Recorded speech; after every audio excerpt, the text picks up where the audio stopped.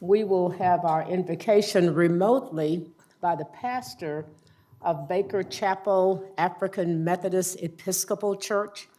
His name is Reverend Melvin Wilson Jr. Is he on the line? Reverend Yes, Wilson? I am. So shall we stand? Yes, can you hear me? Yes. Would everyone please stand and remain standing for the invocation and Pledge of Allegiance?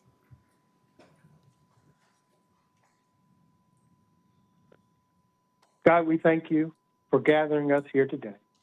Though we may have varying opinions, we are connected by our love, the love of the city, the love even of our fellow citizens.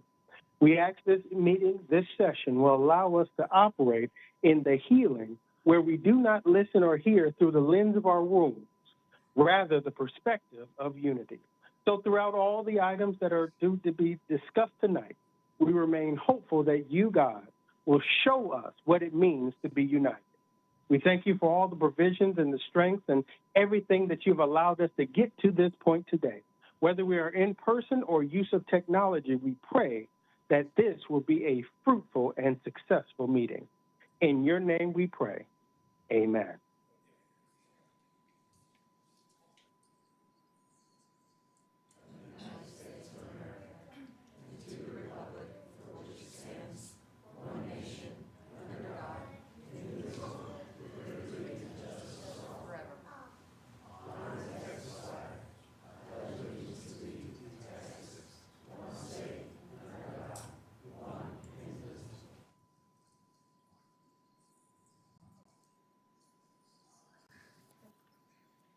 Being here, we do have some remote attendees, so you'll see me looking up at them from time to time. First item on the agenda is calling for approval. Can we do these all together, Jeanette? Okay. I need a motion for the approval of minutes from April 20th, June 14th, two from June 21st, one is a work session, June 22nd, which is a special call meeting, and June 28th council meetings. Is there a motion for approval? Second. All in favor? I don't know how to work this thing, so until I figure it out, just raise your hands. Okay. And with that, we are now entering the public comment section. And to reiterate the rules for this evening, when you speak, you have 3 minutes to make your comments. At 2 minutes and 30 seconds, you will hear a bell. What that means is you have 30 seconds remaining. You will hear a second bell indicating your 3 minutes is up, and then the microphone will silence and we'll call the next person. We're starting out with our people who are calling in, or we're calling them. And the first person who we're calling is Kenneth Soderson. Mayor Pro Tem, we're still trying to get in contact with Mr. Soderson. If we could move to the next, Ms. Talley. Layla Talley. Do we have her on the line? Okay. Hi, I'm Layla Talley, District 6. Good evening, Council and Mayor Pro Tem. The Census FlexNet Smart Meter Program is not saving money. There is no equitable billing, and this is not conserving water. According to Jerry Presley, the meter readers will be laid off. Jerry also believes that because of his code to install any kind, type, and size of a meter, there is no reason to ask a ratepayer for permission. During these past years, Jerry Presley, Chris Harder et al. Have been uncompromising in regards to an opt-out program. They ghosted Jungus Jordan, and Chris Harder et al. Stood stern up against Kendall Locke and Jared Williams. Thank you, Jared and Kendall, for working so hard. Numerous ratepayers on Nextdoor have found a leak, specifically a busted pipe, before the smart water meter leak notification. Jared Williams' master thesis on water conservation successfully conserved water in Dallas with analog meters. I called in a complaint to Earl Lott, the director of the water office at the Texas Commission on Environmental Quality, and shared that the smart water meter rollout in Fort Worth is mandated to every home and business. He was flabbergasted. Earl was empathetic as he listened to my complaint that the police are utilized to ensure a forced smart water meter install. According to a professional hacker, these encrypted wireless smart meters are easily hacked, which causes a national security threat. By Texas law, ratepayers own their smart meter usage data. Permission must be granted by the ratepayer before any water usage data can be shared to the utility by law and to third parties. A ratepayer can sue for damages for unlawfully sharing water usage data. Jerry Presley mentioned on Bob Willoughby's radio show that $2 million a year for meter readers is not affordable. The Smart Water Meter project is much more expensive. How does that make any sense? A $76 million loan, $3 million from the council account, and now an additional $3.5 million a year for a 1 to 5 year contract with Aquametric from the council account is too expensive. We need to stop relying on technology to conserve water and save money, especially when it is not working. In closing, at the last meeting, Thomas Tolankazi was concerned about too much surveillance. He has always been kind and respectful to me and others. Manuel Mata deserves freedom of the press to record these meetings because he has been an integral part of the community to inform us of the truth and teach us our rights. Thank you.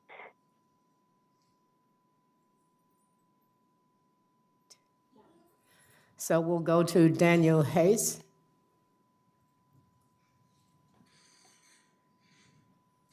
Daniel, Good evening, Mayor and Council. Yes, go ahead. You have 3 minutes. okay. Good evening, Mayor and Council. My name is Daniel Hayes. I live in Fort Worth. I'm part of District 8.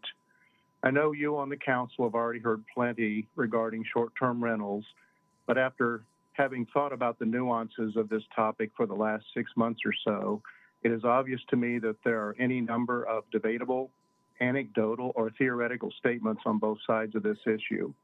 There is, however, one fact for which there is no debate, and that is this. Short-term rentals reduce the amount of housing available to home buyers and traditional renters in Fort Worth.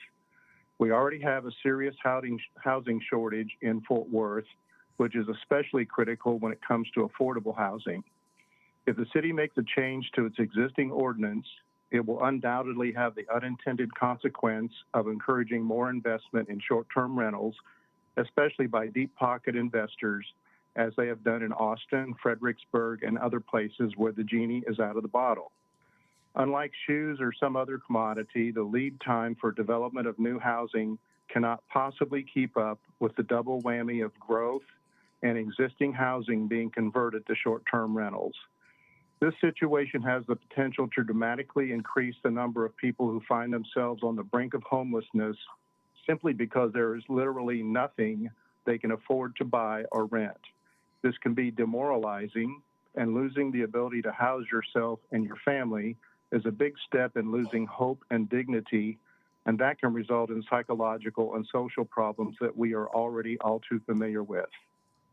I don't normally go around quoting the Dalai Lama, but this one is worth repeating. Just as ripples spread out from a single pebble, the actions of individuals can have far-reaching effects. My hope is that each of you fully understand the ripple you will cause if the ordinance is changed. Thank you. Thank you. Next speaker, would this be Steve Thornton? He's not answering. Hi, Steve. Hello.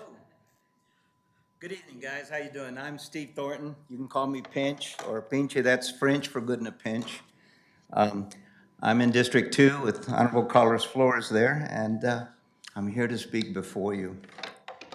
I'd like to start my 3 minutes off with just a very quick quote. You know, the very powerful and the very stupid have one thing in common. They don't alter their views to fit the facts. They alter the facts to fit their views. This is the third meeting I've attended so far of this, and I came in each time with an open mind, wanting to listen to both sides of the issue, because I think that's important. I didn't want other homeowners to face any kind of onerous code, the kind of onerous codes that I've been listening to. I was surprised most by the very negative, overbearing tone from some of the respondents. I think we need to put a face to the STI owners here, right? I want to assure you that most of you that gathered the facts, you did so with good intent. But sometimes the figures don't lie, but liars can figure they can be manipulated. I have spent my whole career, 26 years of my 28-year career as a public servant, on the streets of the North Side. And I can tell you that some neighborhoods have unique needs. We have not taken away any home from a first-time homeowner. What we've done is we take blighted homes that turn into drug-infested wholesale centers throughout the day, blighting our neighborhood. I would suggest to you that the needs of the short North Side are very different from the needs of any other neighborhood. I'm not asking for any special consideration. What am I asking for? That we pass a code that's reflective of the unique needs of a neighborhood. And for the lady that last week made the ugly remarks of saying that you need more income, go get a job, and she slighted the poor guy working at Walmart. That brother over there is a Vietnam veteran that risked his life to give that lady the freedom to say what she did. And Cassie, who I don't see in the audience tonight, 3, 4 children, her husband military, came to the North Side with vision and dreams and entrepreneurial efforts to do their own revitalization effort, because a first-time homeowner wouldn't have it. I ask you folks to please, as you make your considerations, think about the face of these owners. And as the Dalai Lama said, that ripple of those beat up homes, rippling, and keep building. We need to build our neighborhood back up, not tear it down. Thank you. And we'll have a call with Carrie Hines. Ms. Hines, Yes. please go ahead. You have 3 minutes. Good evening, Mayor Pro Tem. Good evening, Mayor Pro Tem and Council. My name is Carrie Hines, and I live in Fort Worth. Tonight, I asked the city to remove Neighborhood Police Officer M. Chavez, badge number 4053, from my community. Last week, I turned over to the Office of Police Oversight Monitor 2 police reports where Chavez lied about the actual facts that occurred in the situation. This week, I confirmed on one of those falsified police reports, he stated my hot water heater leaked, causing a $631 water bill. This when the water was shut off and the meter locked at my request. This lie was repeated to my insurance company, causing my insurance claim to be denied. This is malfeasance, police perjury, police misconduct, and goes against the code of ethics of the Fort Worth Police Department, which states in part, honest in thought and deed in both my personal and official life. I recognize the badge of office as a symbol of public faith and accept it as public trust to be held so long as I am true to the ethics of the police service.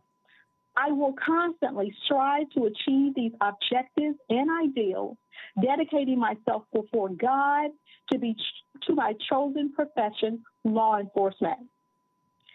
Mr. Chavez is a menace and an embarrassment to the badge he wears. I know the Fort Worth way is to promote bad officers, but know on this one, the city will be watching. In closing, there is a need for a civilian review board in this city. Thank you. Thank you, Ms. Hines. I see Mr. Costa here. I'm sure you'll have someone make a follow-up. Next speaker is Thomas Tolinkasi. He's in person. Oh, did I skip over the next caller? Okay. Okay. Thomas, please, we'll get the next caller.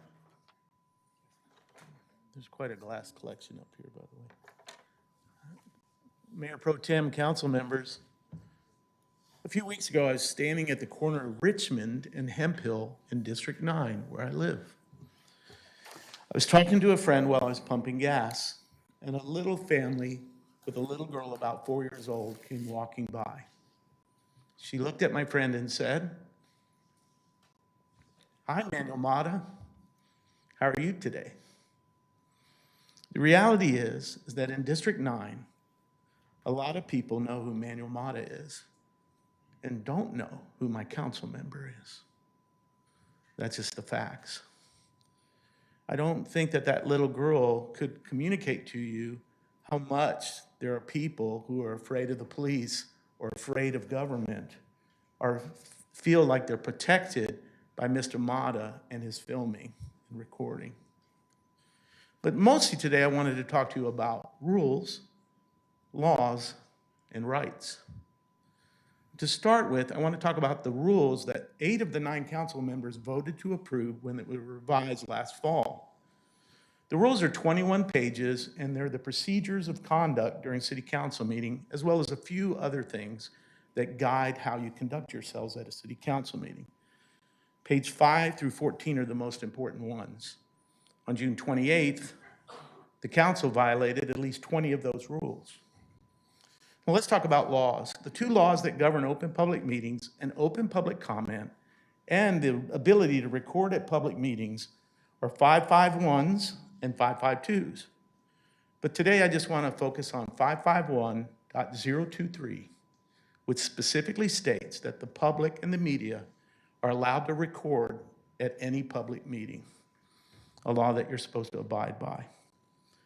Now let's go to rights. It is a First Amendment right under the Constitution that everyone in this council swore an oath to. 3 members of the council swore an oath twice because they're attorneys. 1 member of the council swore the oath 3 times when they served in the United States military. It is your responsibility, the 3 of you who are attorneys, to do only 2 things in your oath of office as attorneys. The first one is to uphold the Constitution of the United States.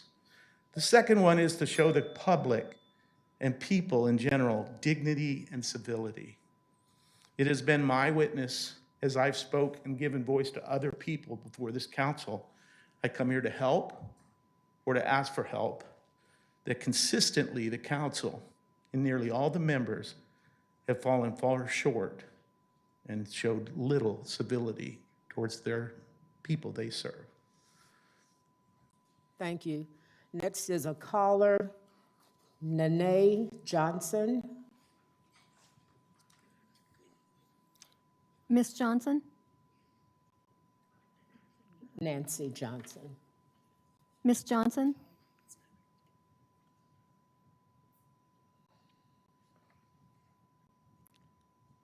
Ms. Johnson, if you've muted your phone, please unmute.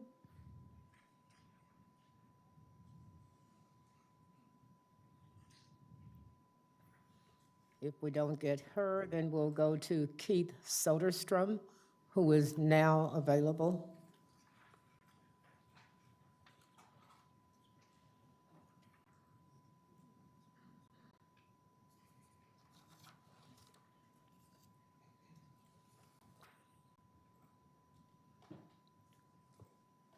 I'll save those names if you all advise. Mr.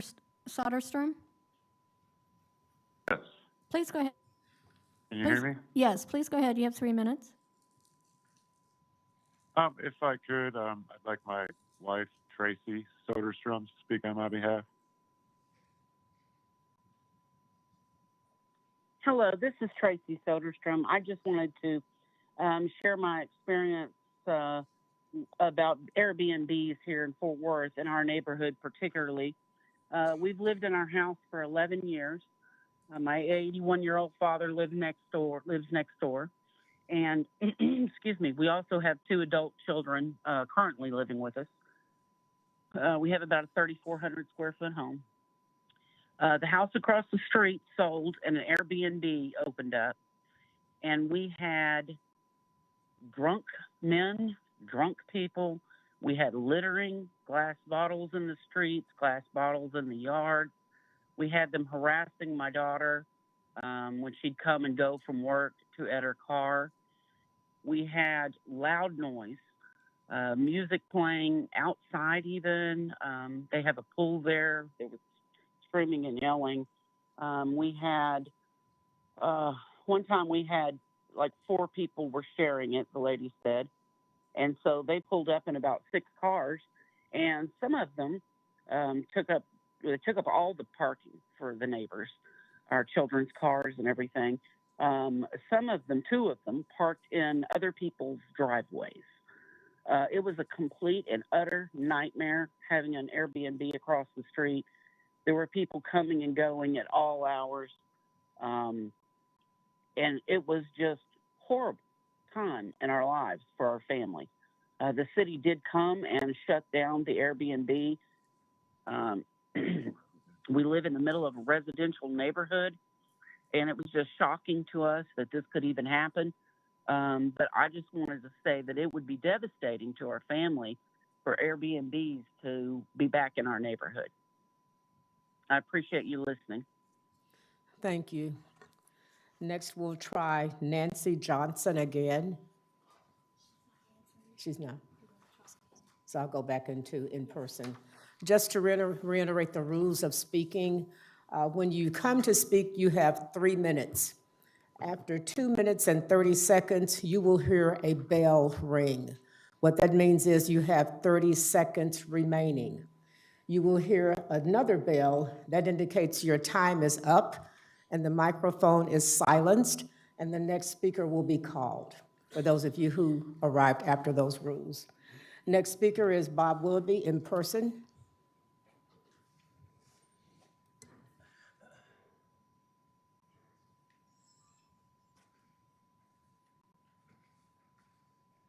So I like the glasses.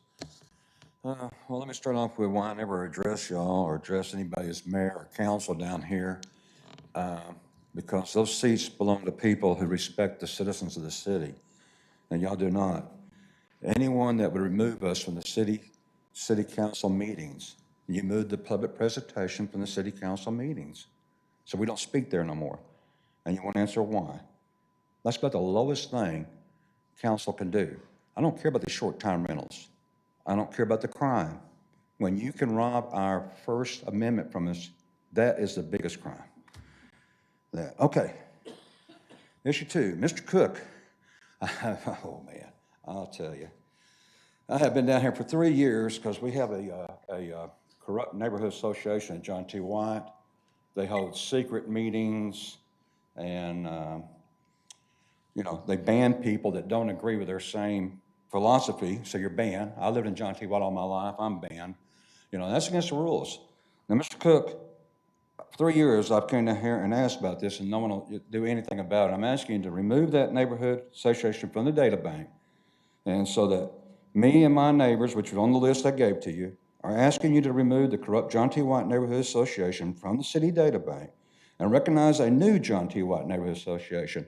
And by removing them, they can still run if they want to, but they won't. The only reason they stay in there is because they have secret elections. And to confirm this more, if you go to the data bank, the Neighborhood Associations data bank, neighborhood associations will advertise a location and a date. They'll say the 3rd Monday of the month or the 2nd Monday, not John T. White. It just says the month. Secondly, they're held in a, not even in John T. White.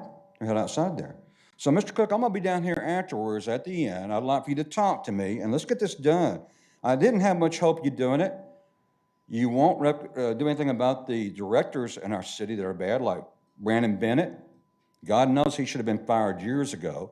Michelle Goop should be disciplined or fired, and you won't touch those. But this is a real easy one. This is just a neighborhood association. Can't we move them off and recognize the real ones? And they're welcome to run, and no one will be banned. Everything will be there.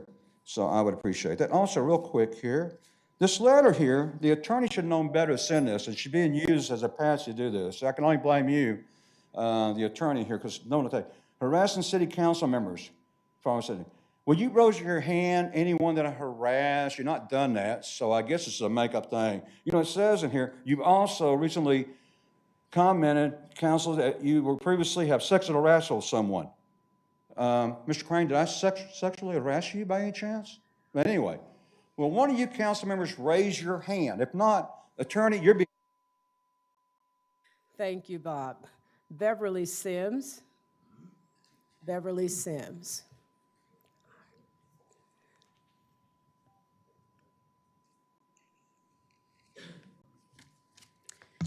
Good evening, Mayor Pro Tem, council members. I'm Beverly Sims. I live in District 5, and I'm here tonight to address the proposed change in the current STR ordinance. While I do not see any need to modify the current ordinance, I have several thoughts and suggestions. I did some research and discovered that approximately 1 million people live in Fort Worth, and that there are approximately 1,700 STRs active in the city. Assuming one STR owner per STR, this amounts to approximately two hundredths of 1% of the Fort Worth population likely to be in favor of allowing free rein in STRs. Does this entirely lopsided fraction require overturning the current ordinance in their favor? Is this democracy in action? I think not. STR owners seem to think the council thinks that Fort Worth would stop growing without STRs. This is obviously ludicrous. They tell you in snazzy little terms and phrases, such as ambassadors for the city, to demonstrate how wonderful they are. They're only ambassadors to their wallets. The proposed ordinance changes are solutions in search of problems. Simply enforce the current ordinance and keep STRs out of our single-family neighborhoods. STR violations can easily be verified following a complaint of non-compliance. Allow code officers to volunteer to occasionally change shifts to cover the STR happy hours, that is weekends, when people start pouring into these places. 4 to 5 p.m. on Friday is the general arrival time. Or let officers work Thursday through Sunday with Monday, Tuesday, Wednesday off. You will not have to verify violations 8 to 5 during the week. It's mostly Friday through Sunday. Once the STRs are booted out of single-family neighborhoods, this method won't be needed very often. No third-party vendor will be required, and the city will then be able to handle the problems as they occur. It should be noted that inserting third-party vendors into the compliance complaint chain is a needless and expensive complication. Turn the page. Okay, the city should do their job of serving the citizens and taxpayers by keeping our neighborhoods areas where people can enjoy their homes and not worry about what's going to happen this weekend with the invasion of the STR people. Thank you. Thank you. Next is Adrian Smith.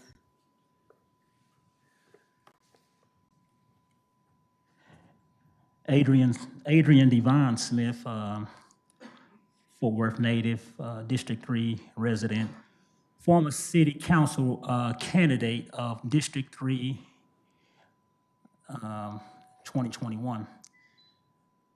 Greetings and welcome back to you all, council, Mayor Pro Tem. To those who are in opposition of short-term rental, I would like for you all to walk with me for a moment. Your voices are being heard. Your voices are the loudest. So I say with this being said, now that your voices are heard and have been the loudest, what will your elected official do when it comes time for making a vote? I say hold them accountable to a vote, either a yes or a no. No recusals, no disappearing acts, meaning they're not available because they had other engagements, but a vote, yes or no. This will let you know what they think about you all collectively, because the majority thus far has spoken, and I believe in the majority rule. That's how politics normally works, unless there's corruption, unless someone has been paid under the table to do otherwise. So I say those who are in opposition of short-term rentals, you need a vote, yes or no, from your council member. Regardless of what district it is, you need a vote. Fort Worth has been given away already to business interests. And we can't continue to go in that direction. The citizens of this city are the ones that the council are to represent, not business interests. In my last 30 seconds, I would say, I know many of you stood in opposition of Proposition F, and that dealt with the council's pay raises, pay increases during the last bond election, city charter amendments, etc. I want the council to know that the no vote for your pay raises, it wasn't nothing personal. I told you all to search within yourself to find out why it didn't happen. So again, those who stand in opposition of short-term rentals, you need a vote, yes or no. Thank you. Thank you. Next speaker is James Smith.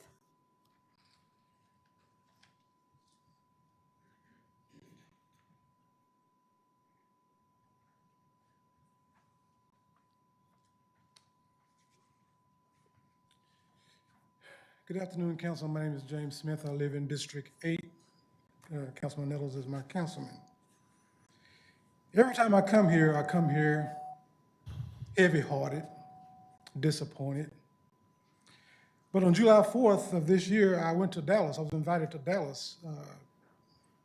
And I was I wouldn't call it a protest, it was a freedom of speech. And I walked the streets of Dallas with a 4x8 sign of a Tatiana asking for justice. I felt liberated because I can't do that here. For 3 hours, I walked the city of Dallas. And I felt bad because I can't do that here. I digress. As you all know, this trial, this travesty hasn't been addressed yet. I'm hearing that a date will be by the end of the year, which pretty much cements the 3-year mark in this tragedy. I find that unacceptable. I stood here in 2019 and I heard the word accountability, transparency. I haven't seen any of that. And if you follow this trial, this case, you see it too. Freedom of speech, freedom of expression, and freedom to film in a public building. If that's the law, if that's what it's supposed to be, why isn't it being that? I find that problematic. October 19, 2019, I filmed with my eyes the tragedy across the street from me. It's like a burned CD in my head. I spoke about trust between the citizens and the police department. I don't trust the police. When I see a man arrested for nothing, to see a young man escorted out of this chamber for nothing, I watch you guys at home when I don't come down here. I heard the word nauseum. I actually wondered, were y'all nauseated by me coming down here talking about Tatiana Jefferson for almost 3 years? I don't know what the outcome of this trial is going to be, but from what I read in the Fort Worth Weekly last week, I'm perplexed, because I know in the city of Fort Worth we have attorneys, we have lawyers, we have scholars, and there's a mention of impropriety in the process that's been going forward, and nobody has said anything. So I'm wrestling with myself, Mr. James, what are you going to do with this information of something not going right? What are you going to do with it? I'm wrestling with it. And when I figure that out, the city of Fort Worth will know. Thank you for your time. Thank you. Next speaker is Rebecca Dolashawik. You can correct the pronunciation when you get to the microphone.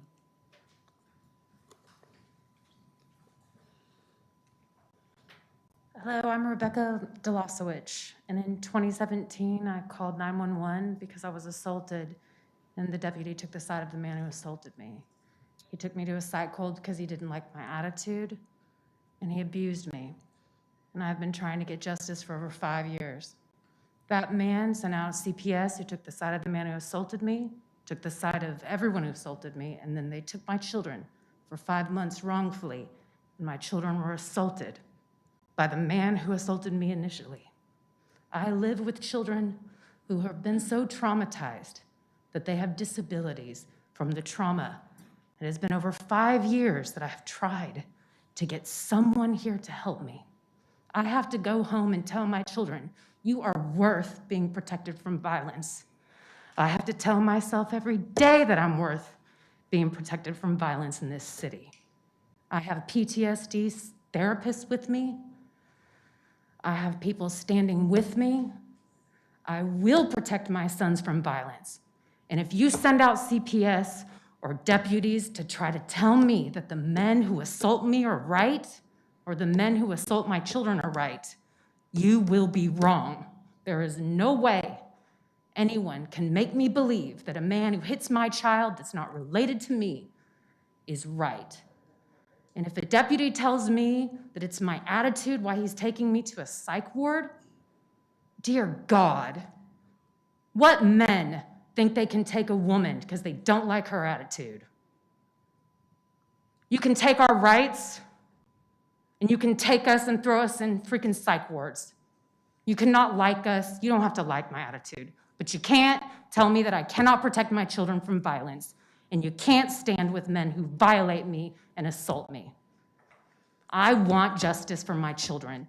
I want Deputy Doomit, who assaulted me. I want Larry Graham, who assaulted me. I want CPS Nate Savage. I want all three of them to pay for the pain my children have suffered. My children are worth protecting from violence. Anyone who doesn't think so, wrong. I am saving up to move out of this city so my children aren't triggered every day when we walk outside.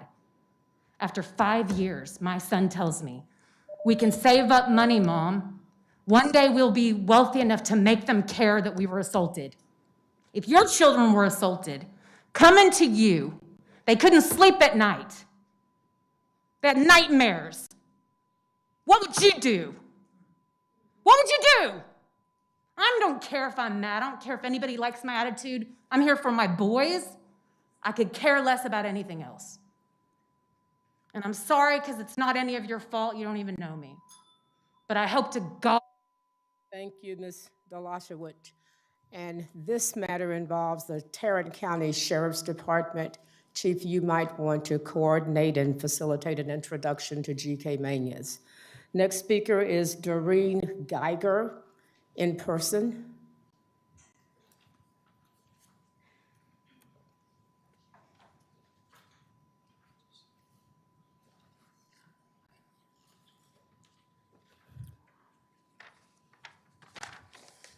Doreen Geiger, Fort Worth, Council District 3, and I'm here for option number 1 regarding STRs.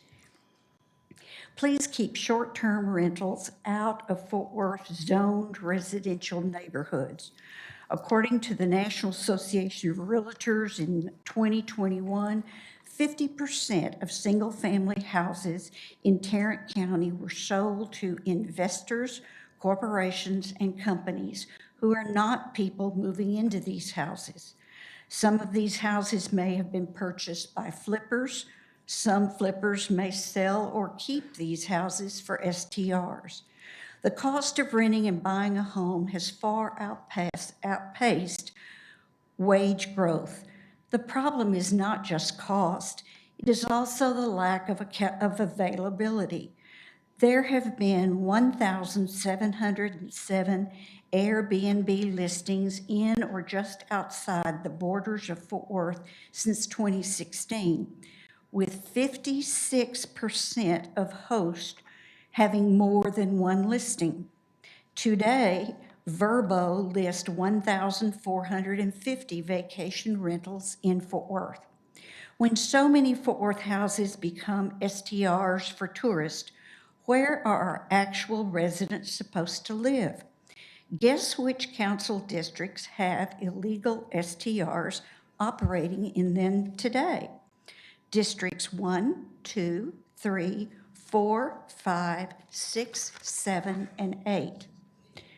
Short-term rentals serve the needs of investors and speculators rather than Fort Worth residents wanting to buy or rent a house long-term in the community where they live, work, and study. Some Fort Worth landlords are not renewing long-term leases because they can make more money by operating the houses as STRs. A city can change rapidly. Look at Austin, Texas. Since 2020 census, the number of STRs has increased from 12,000 to 17,000. In 1.5 years, 5,000 new STRs were added. Fort Worth already does not have enough affordable housing. Family-friendly neighborhoods are a Fort Worth strength. As our neighborhoods decline, so will our city. Please enforce the current policy of option 1. Thank you. Thank you. Our next speaker is Malik Austin.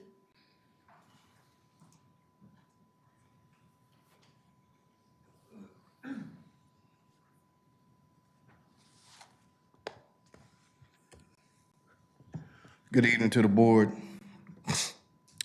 and the council. I come here today with extreme cry out.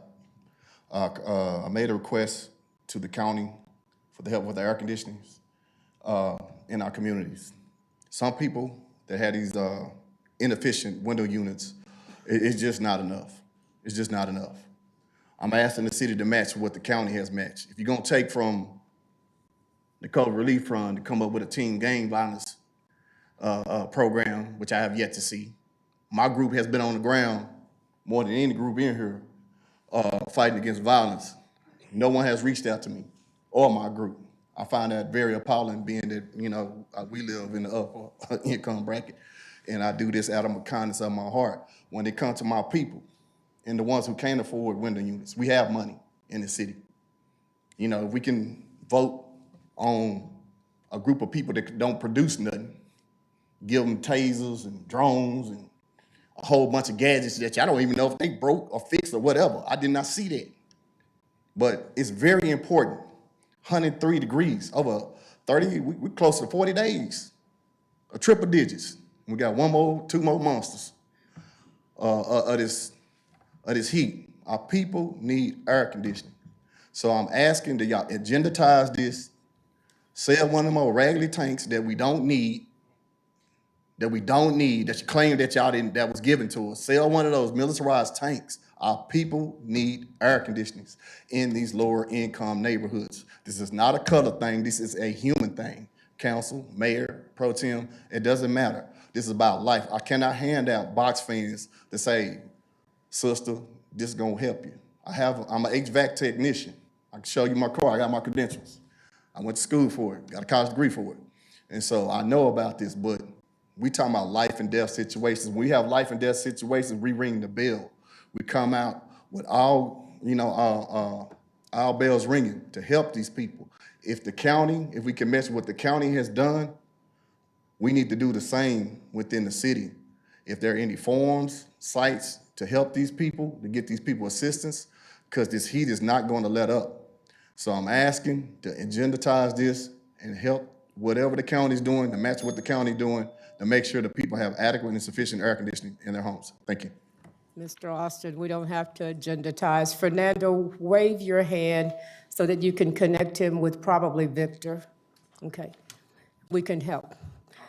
Next speaker is Tara Rice.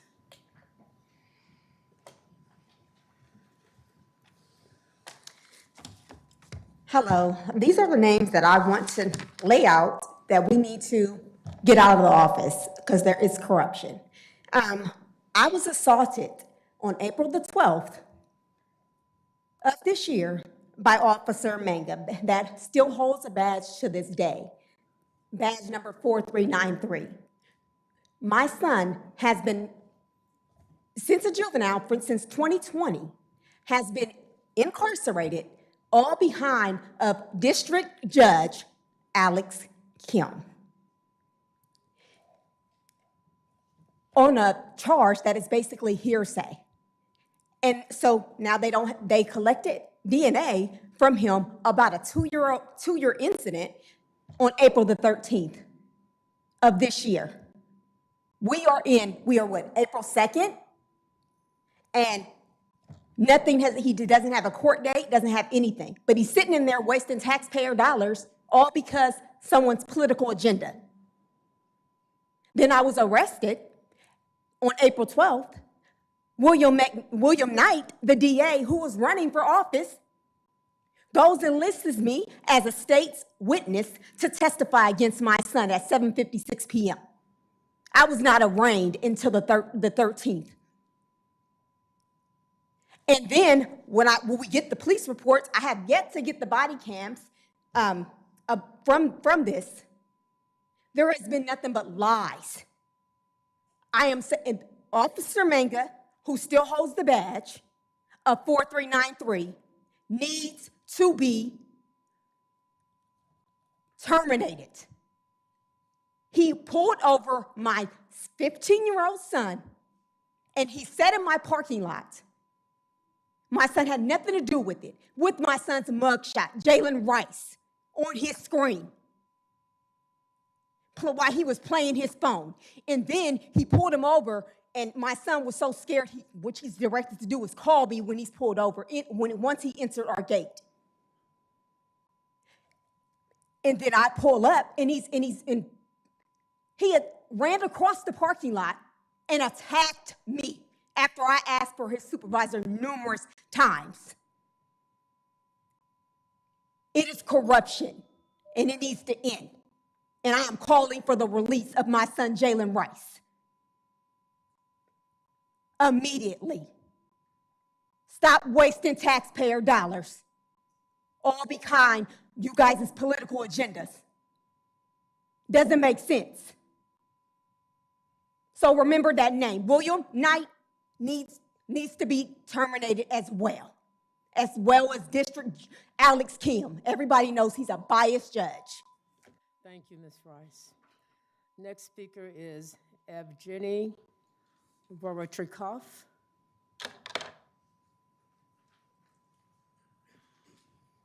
Good evening, City Council. Mr. Gonzalez, I think I have a video. So my name is Evgeny Vorotnikov. I'm a fairly new resident here at Fort Worth District 8. I'm attending the TCU. So before I speak, I'd like to I swear we're going show to you a fix video. traffic.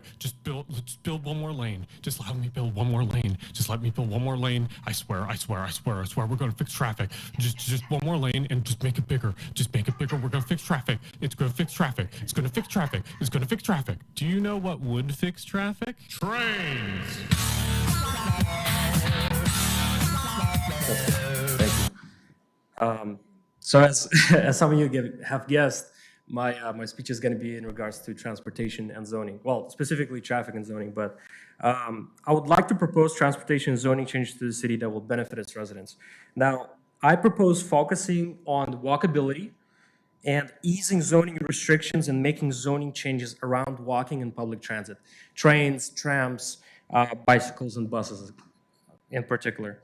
Now, my recommendation will improve the financial health, mental and physical health of the residents. That's a fact.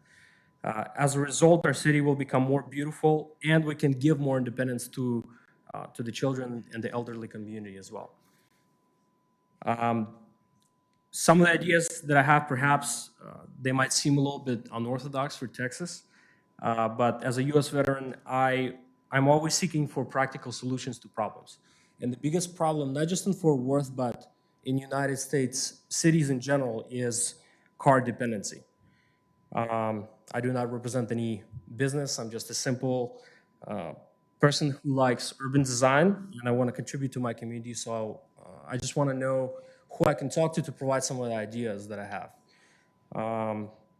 I think you guys should have my contact information. Please feel free to give me a call, a text, send me an email. I'd love to talk to you guys and throw some ideas around. Thank you very much. William, why don't you put him in contact with Trinity Metro? Thank you, sir.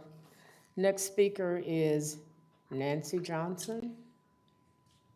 Is that the same person? We weren't able to get a hold of Ms. Johnson. Okay. Next person is Angelica Alanis.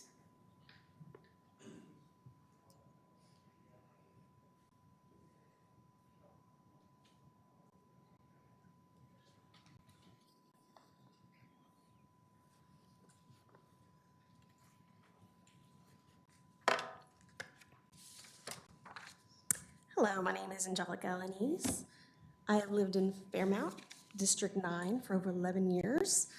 And I'm really appalled by the recent behavior exhibited by my councilwoman, Elizabeth Beck, towards her constituents and members of the Fort Worth community. And quite frankly, this unprofessional behavior and dismissive attitude can be seen across the council, including the mayor herself.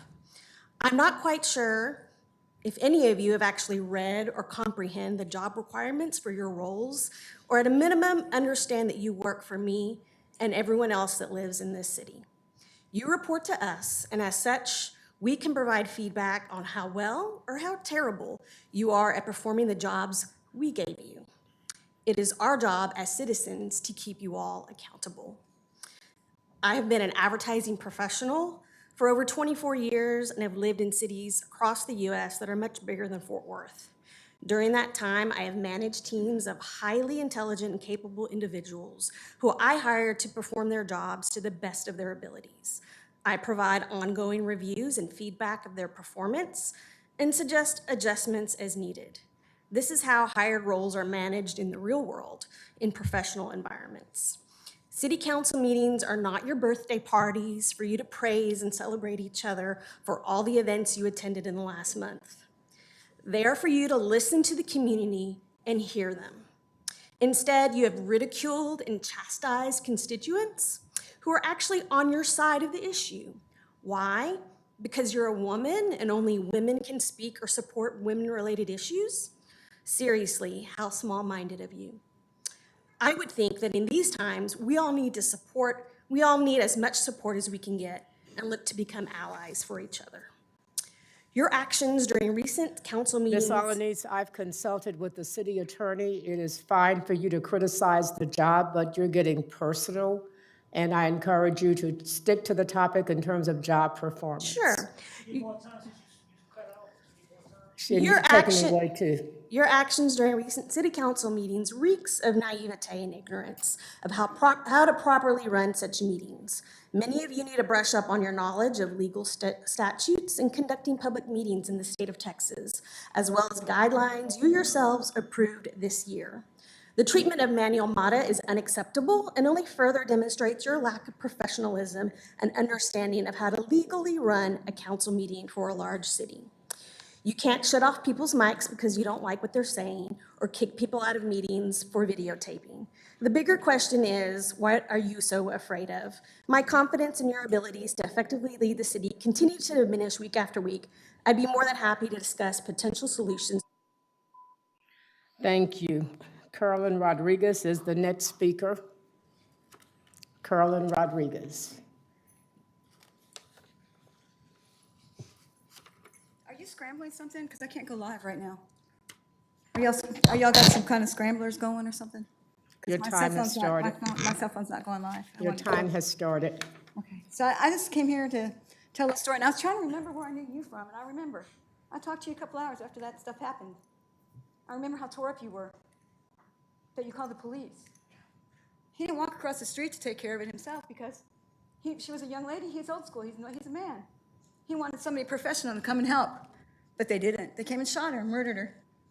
He was more tore up than anybody I've ever seen. This one here, telling her to go somewhere else, that's real nice. And you, how come you guys are on your cell phones? Can y'all look over here? Why do you guys have to be on your cell phones? You need to address this council. Your time is winding down. That's fine. I'm just letting y'all know that you guys are on your cell phones and playing around. Why can't y'all pay attention? I bet you don't even know what the last speaker spoke about. I'm paying attention, and we're all listening. Okay. What did she talk about, this last lady? That is not the issue. Okay. Well, I just wanted to tell a little story, and it's about this guy that was standing at a gas station, and he was filming a police officer. And that police officer's rude to him, so he gave him the bird, and he took off on his bicycle, and that officer actually chased him while he was riding his bicycle and ran him over. And he planted drugs on him. That officer is Officer Hoffman. And I know this is true because when he went to court, they asked for all the body cam footage of all of it. But guess what? The body cam footage was missing. So the kid spent time in jail. He gets out, he FOIA requests the body cam footage. And guess what? It shows up in the mail. And we look at it, And on the video is Officer Hoffman planting drugs on him and running him over. And it got put on YouTube, and none of y'all did anything about it. We got a city manager that gets paid, what, $1,700 a day he pays himself? Does he even know how to pole dance for that? I want to get my money's worth when I'm paying somebody $1,700 a day. Can somebody at least go tell the chief of police to do something about it? Because he's still riding around in his little squad car, probably assaulting that lady back there, since y'all like to assault women, the cops do. So when are y'all gonna do something about it? Why are you still texting, mister? Look at me, I'm talking. It's You my need turn. to This guy focus too. to us. You need to focus on me. This is my time, and y'all are just playing around back there. And I'm looking at you. You're looking at me, but he's not. That's okay. She's I'll been tell on him. her cell phone the whole time. That's He's looking at okay. me with rolling eyes. You don't care what the citizens say. What's You the don't time care. remaining? I'm done. 20 seconds. Okay. Thank you, Ms. Rodriguez. Gerald Banks, next Quit cutting speaker. the mics. Quit cutting the mics off. Gerald Banks. No, I don't want to see him pole dance either.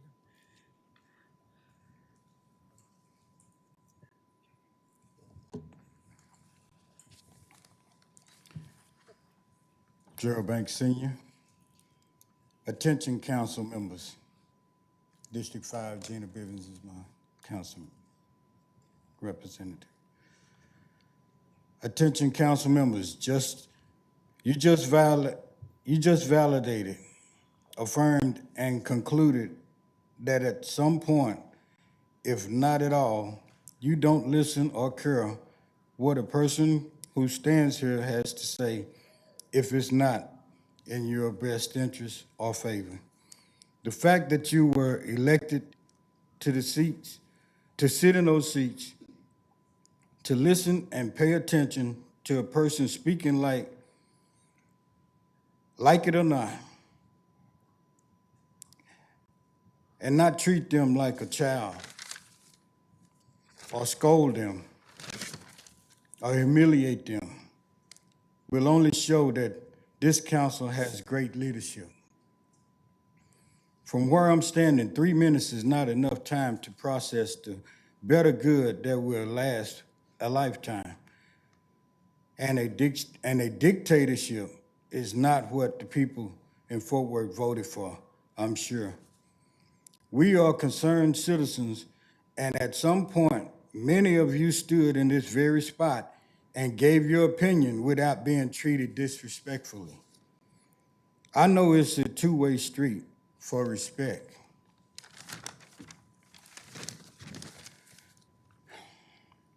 We know, and I've said this before in my speeches, that your minds are already made up after a workshop and before you sit in this chamber, but you just have to validate the process. Let our free speech stand as we stand, and don't treat us as if we are less than, because we all deserve a chance to be heard completely. The citizens see and hear, so let's keep our composure, because there is another day to speak and to be heard. I appreciate you listening. Thank you, Mr. Banks. Next is Chandler Crouch.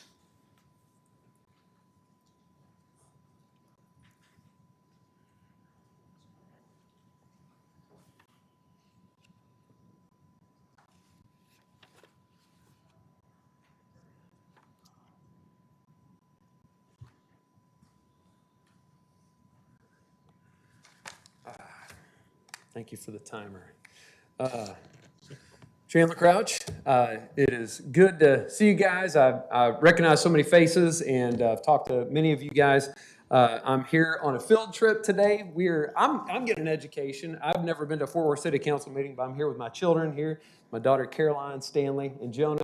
And I wanted to speak to you today about a couple of things. One, I wanted to thank you for the job that you do. I've been getting an education sitting here, first time at a Fort Worth City Council meeting, and you guys have a tough job. You have to represent so many different interests and in so many diverse ways, and I know it's difficult, and I appreciate what you do. And I represent a lot of people too here in Tarrant County and in Fort Worth specifically. I represent many thousands of people.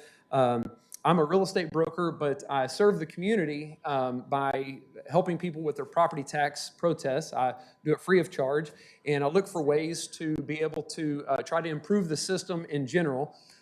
Recently, I became personally involved in part of a controversial issue down at the appraisal district, and I have to say that it would not be in the public eye if it weren't for Manuel Mata and Thomas Trolankowski. I didn't know them before, I think it was June 30th. I didn't know them before that day. Or no, it was maybe the meeting before that, excuse me. But I sat there, Thomas sat beside me, Manuel standing up against the wall, and they did their thing. They videotaped. And I don't always agree with everybody's conduct, nor do I know you guys agree with your conduct. But you sit here and you listen to everybody. I appreciate how you've engaged. I love seeing how when there's an issue and you can connect somebody with a solution right away, that you're taking that action. I think that that's really encouraging. I think it's awesome.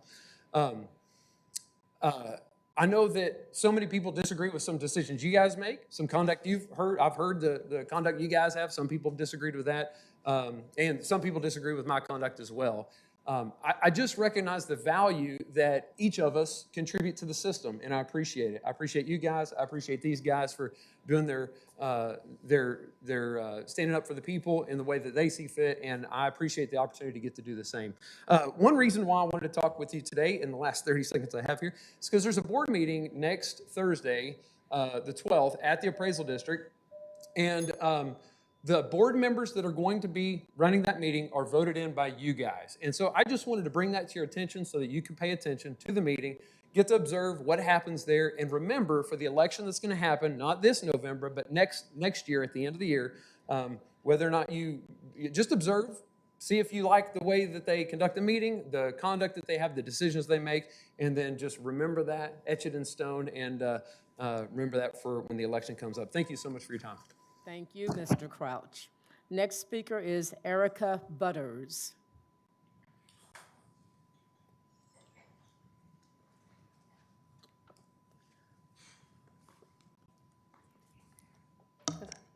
Good evening, Mayor and Council. My name is Erica Butters, and I am a Fort Worth resident in District 3 and a short-term rental host. My fiance and I have both worked in the real estate industry for the past 7 years and own several properties in Fort Worth that include both long-term and short-term rentals. I have a degree in hospitality management and have always hoped one day that I could put that credential and passion to use. We started our first short-term rental in District 9 in December of 2021 after living in the home for several years. We are happy to say that we are 5-star super hosts on Airbnb and 5-star premier hosts on VRBO with a 90% occupancy rate. We pride ourselves on providing a top-notch Fort Worth experience for our guests while maintaining a beautiful home and strict rules to keep the neighbors happy and the neighborhood both peaceful and safe. Our strict rules prohibit parties or events of any kind, and we have happily turned down countless booking requests to ensure this. We have strict quiet hours, limited occupancy, automatically shut our outdoor lights off at 10 p.m. each night, and limit guests to 2 cars. We have open communication with the neighbors next door to this home and urge them to call us if the guests break any of these rules or disturb them at all. I am happy to say that this has never happened. The majority of our guests are traveling to Fort Worth for family vacations, to visit their collegiate students at TCU, or work, not to party. One street over in the same neighborhood, we own a long-term rental. Although we require background checks, credit checks, and cross-check both rental and employment history of our tenants, we still found ourselves with a very troublesome tenant this last year. This caused many issues with not only us as their landlords, but their surrounding neighbors. During their year-long lease, there were multiple domestic violence occurrences resulting in many screaming and physical altercations at all hours of the night. Countless police visits, threatening altercations with neighbors, and overall disturbance of peaceful neighborhood as a whole. We received many complaints from neighbors and consulted several attorneys, but were told that this is not enough to warrant an eviction. I tell you this because in contrast to short-term rentals, where we can easily enforce strict rules, we as landlords of long-term rental properties have very little control as what actually goes on at our properties. These are 2 properties in the same neighborhood in Fort Worth, one with no restrictions and the other facing the possibility of being shut down. The idea that short-term rentals are all bad and the owners and hosts do not care about the well-being of their neighbors is simply wrong. We responsible hosts want changes made as well. We want regulations set forth so that bad hosts like that the opposition describe are banned and the rest of us can continue to peacefully provide alternative stay options for the millions of Fort Worth tourists that come to our city each year. Our guests choose to stay in short-term rentals rather than hotels for many reasons, including privacy, safety, convenience, and affordability. A family of 6 cannot comfortably stay in a single hotel room, which would be the only comparable option in price to most of our short-term rentals.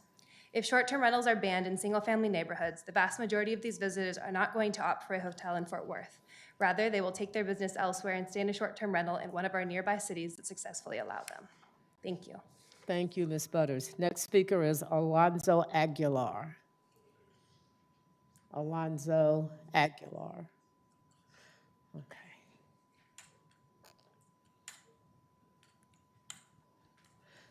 I thought I saw you leave.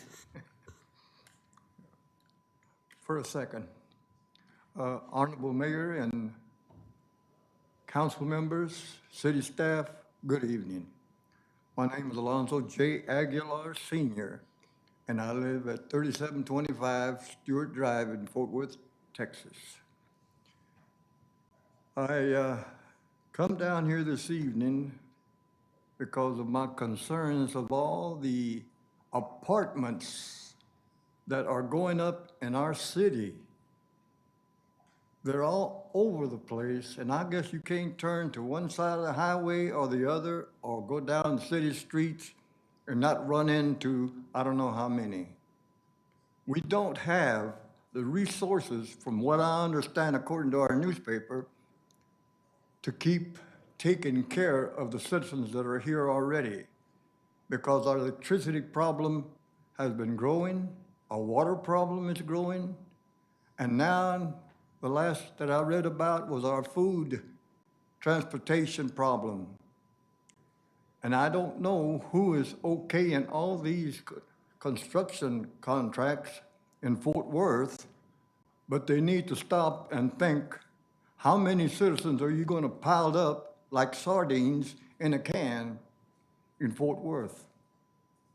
And I just finished reading the paper yesterday, I believe, where they had another contractor coming in with I don't know how many hundreds of 1-bedrooms and 2-bedrooms, and I guess the other ones are just whatever they're supposed to be, I don't know. But I've been reading the newspapers over and over again, and I've been running into these kind of advertisements and readings about. And I don't know when the city of Fort Worth is going to put a stop to it. I know that our past mayor did a lot of promoting of Fort Worth, and that was good, yes, but it was also, I don't know whether they thought what was going to happen, but people do like to move, and Fort Worth was one of the choices that they made. And I have never seen so much traffic around Fort Worth as well as in Fort Worth as is going on now. And anywhere you look around in Fort Worth, you'll find buildings of parking lots. We need to stop that. That needs to slow down. That needs to stop and think, do we have the resources to supply our citizens that are here already, plus the ones that want to come here and live? But these houses are costing thousands of dollars more than what they used to charge when I was start living here, which I've been here about 90 years, almost all my life. Thank you, Mr. Aguilar. Thank you for being with us this evening. Next speaker is Jim DeLong.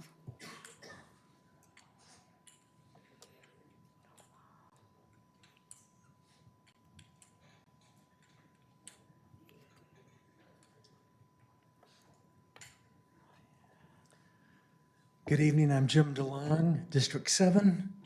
It's an honor to be able to stand before you tonight. And I want to appeal to people to dream and go for their dreams. I remember I was a 4th grader, it was spring, and we had a field trip to go see the Seattle Symphony. I didn't care about the symphony, I just wanted to get out of school. So I was looking forward to the time. And I go into the opera hall. Sitting on the left side, I can see it as if it was yesterday. It was many decades ago, I can assure you. And I'm looking at the orchestra. see the violins, I see the tuba, see the oboe player, and all of a sudden I saw the timpanist, and my life changed. I came and I was confronted with my destiny. I became a musician, supported my family for over 17 years, traveled the world, did studio recording, and it was seeing that timpanist, something clicked on the inside. You know, people say that we're a product of our past. That is not a true saying. We are a product of our future. We can be affected by our past, but we are a product of our future. I saw that timpanist, and I'm left-handed. I was taught right-handed. I'm left-footed. To play a bass drum on the right foot, you have no idea the hours and hours and hours that it took. I had people saying, you'll never make it. I had people scoffing me, but I had a dream. I had a vision. I had a future, and I went for it. I practice 4 to 6 hours a day because I'm uncoordinated. I've seen some kids sit down and play the drums, and I go, my God, how can they do that? It would take me a year to be able to do that. We're in a day where people talk about their problems, they talk about what's happened in their past, and I'm not trying to belittle that or say that there aren't atrocities that have gone by in people's pasts.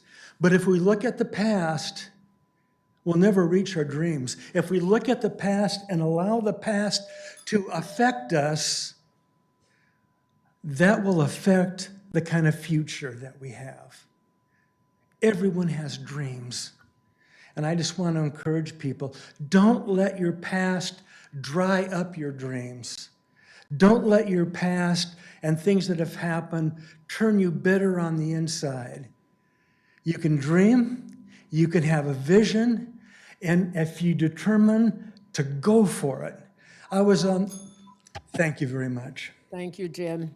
Next speaker is Edgar Rodriguez.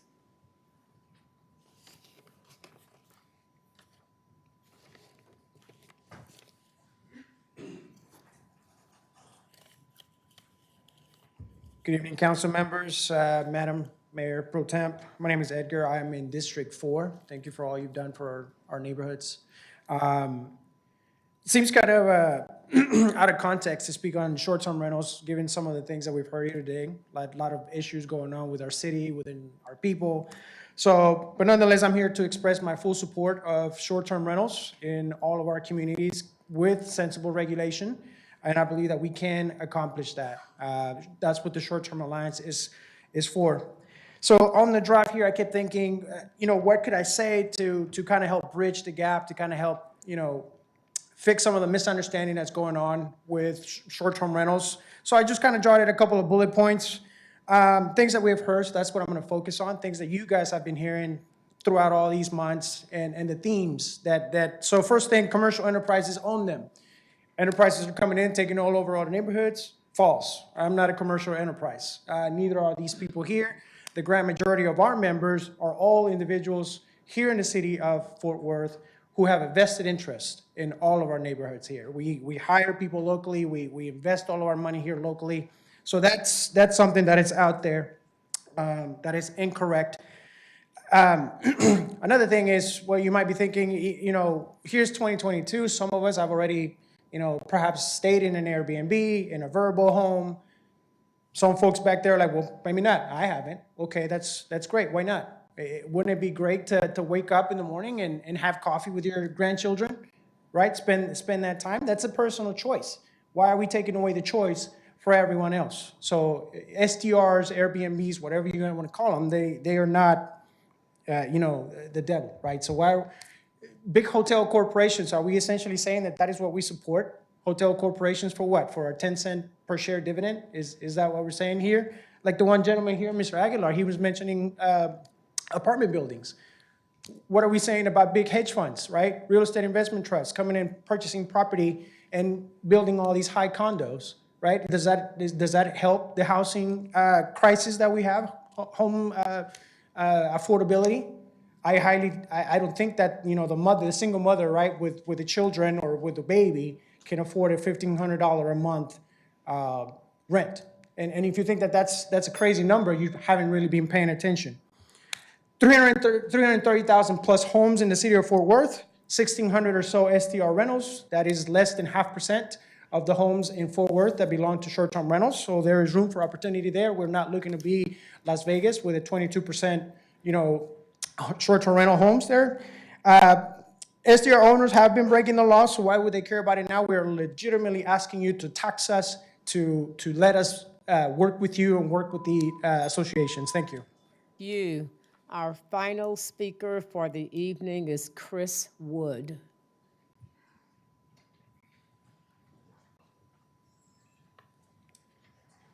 Hello, in February, I got a parking ticket for $40. I'm on disability, I get a check once a month, and it's spent a million different ways.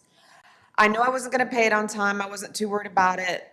I went to pay it in May, and it went from $40 to $84. I think that is egregious, I think it is unconscionable.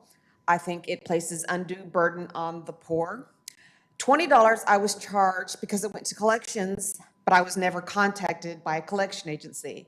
So either the collection agency pocketed the money, City of Fort Worth pocketed the money, or both of you guys did. But I think the exorbitant parking fee, late fees is exorbitant and unconscionable. Thank you. Before you leave, Val, is Remley in here? Okay, if you would see that gentleman in the back, and maybe we can work to some resolve. That concludes this evening's meeting. Thank you for coming. The meeting is adjourned.